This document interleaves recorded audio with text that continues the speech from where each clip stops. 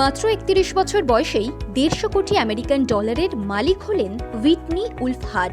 আমেরিকার উটার এই মহিলা উদ্যোগপতি ২০১৪ সালে মহিলাদের জন্য একটি ডেটিংয়ে যাওয়ার অ্যাপ বানিয়েছিলেন। আর বৃহস্পতিবার দেখা গেল সেই অ্যাপের শেয়ার হু হু করে বিকোচ্ছে। আত্মপ্রকাশেই শেয়ার প্রতি দাম উঠেছে $৭২।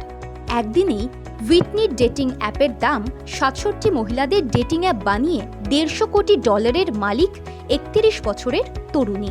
শতাংশ বেড়ে পৌঁছে গিয়েছে $১৫০ কোটি মার্কিন ডলারে। এর ফলে ৩১ বছরের হুইটনি একটি বিরল রেকর্ড করে ফেললেন। বিশ্বের কনিষ্ঠতম অদ্ভুতপতির তকমা পেলেন তিনি। নিজেকে কাজপাগল বলে দাবি করেন হুইটনি। তার তৈরি ডেটিং অ্যাপের নাম বাম্বল। এই অ্যাপের এবং সংস্থার একটা বিশেষত্ব রয়েছে।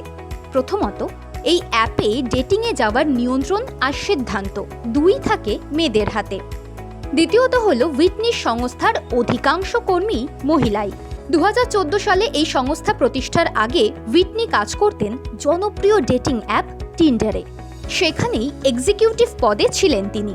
কিন্তু সেই কাজ ছেড়ে হঠাৎ করেই নিজের অ্যাপ বানানোর সিদ্ধান্ত নেন। গত ৭ বছর ধরে ব্যক্তিগত মালিকাধীন সংস্থা হিসেবে কাজ করার পর গত ১৫ই জানুয়ারি বাম্বল তাদের শেয়ার বাজারে ছাড়ার সিদ্ধান্ত নেয়। বৃহস্পতিবারই প্রথম শেয়ার বাজারে আত্মপ্রকাশ করে বাম্বলের শেয়ার।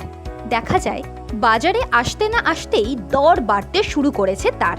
এরপরই সংস্থার শেয়ারের দর ৬৭% বেড়ে পৌঁছায় $১৫০ কোটি মার্কিন ডলারে, যা হুইটনিকে জুড়ে দিল ২১ জন স্বপ্রতিষ্ঠিত মহিলা অর্বুদপতির ক্লাবে।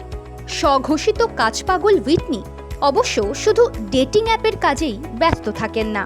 বাম্বলের পাশাপাশি বিনোদন সংস্থা এবং একাধিক বিশ্ববিদ্যালয়ের এক্সিকিউটিভ কমিটিতেও রয়েছেন তিনি।